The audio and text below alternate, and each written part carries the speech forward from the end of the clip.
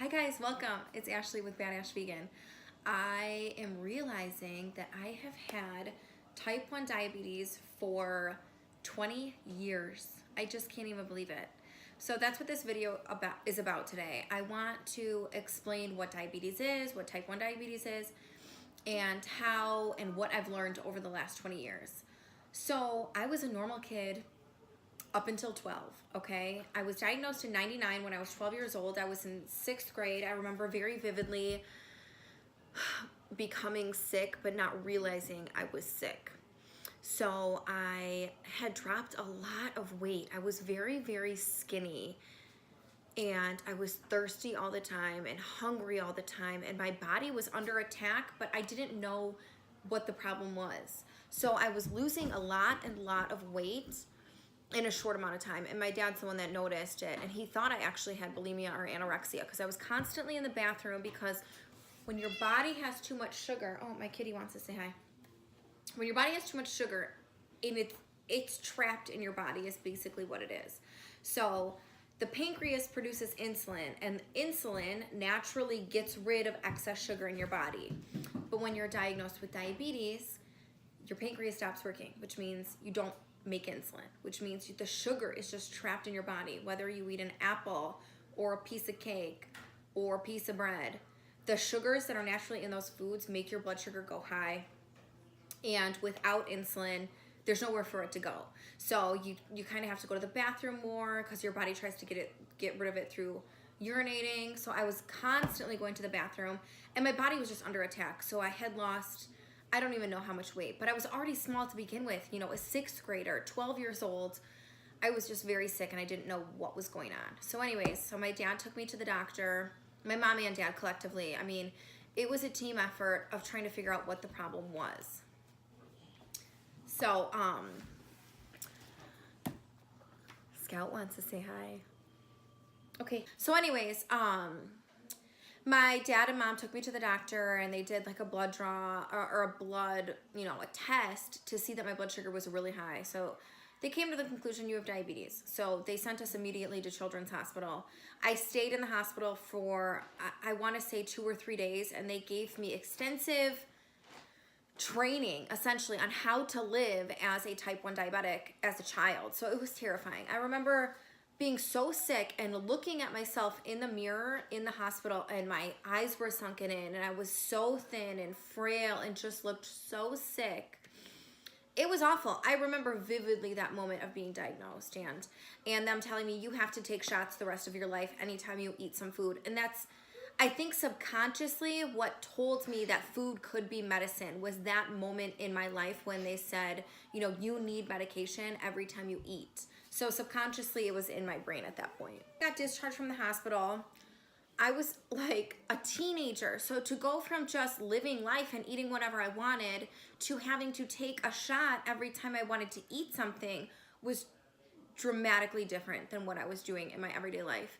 And it was hard, and it was traumatic, and it was strange, and I was the weird kid with diabetes, and I didn't fully understand it. And I think the later in my teenage years I got, the more mad and angry about the diagnosis I got, which in turn means I didn't take care of myself. I didn't care. I didn't want to focus on that. Luckily, my parents kind of made me, especially my dad. He was really on top of it. Like, no, this is important. You have to do this, because when your blood sugar is high for a long period of time, you're doing damage to your organs. But 13, 14, 15, 16, I didn't really care. So there was a big chunk of time where caring for my body with diabetes was not a priority. So I'm lucky now that it is.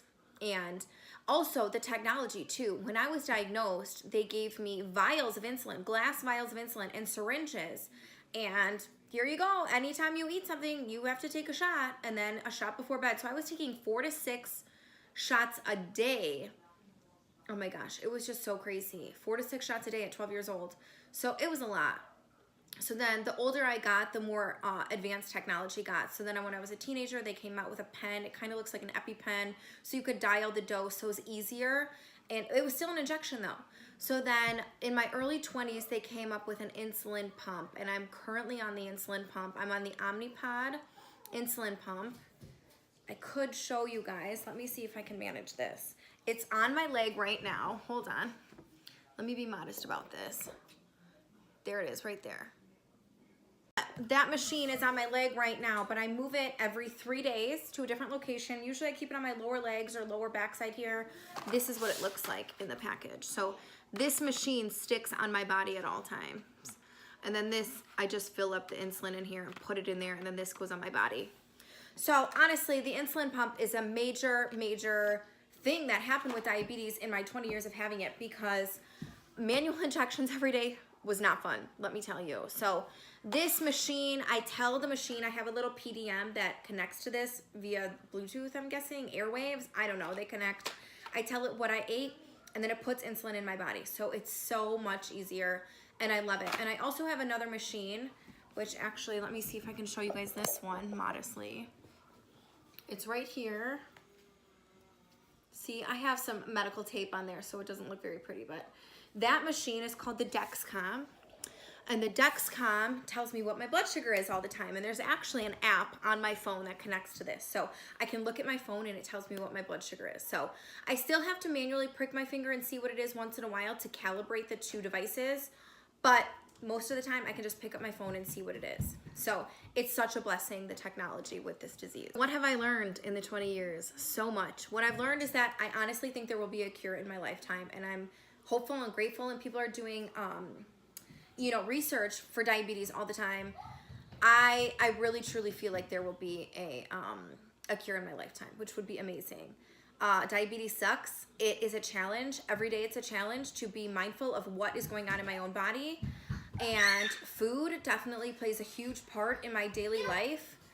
And also, after I went vegan, I feel better in general, overall, healthy-wise, but it has helped my diabetes.